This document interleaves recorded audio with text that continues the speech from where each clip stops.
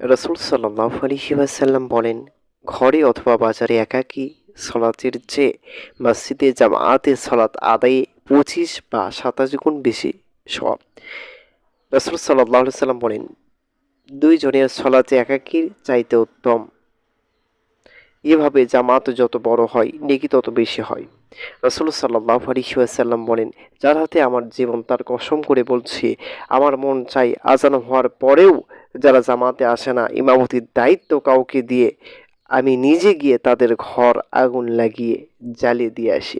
রাসূল সাল্লাল্লাহু আলাইহি ওয়াসাল্লাম বলেন, আল্লাহ এবং ফেরেশতাগণ প্রথম কাতারের লোকদের উপর বিশেষ রহমত নাজিল করে থাকেন। কথাটি আল্লাহ রাসূল সাল্লাল্লাহু আলাইহি ওয়াসাল্লাম ৩ বার বলেন। অতঃপর বলেন দ্বিতীয় কাতারের ওপরেও। রাসূল সাল্লাল্লাহু আলাইহি ওয়াসাল্লাম বলেছেন, কোনো গ্রাম বা বস্তিতে যদি ৩ জন মুসলমানও থাকে, যদি তারা জামাতে সলাত আদায় না করে, তাহলে তাদের ওপর শয়তান বিজয়ী হবে আর বিচ্ছিন্ন বকরীকেই নেগড়ে ধরে খেয়ে ফেলে।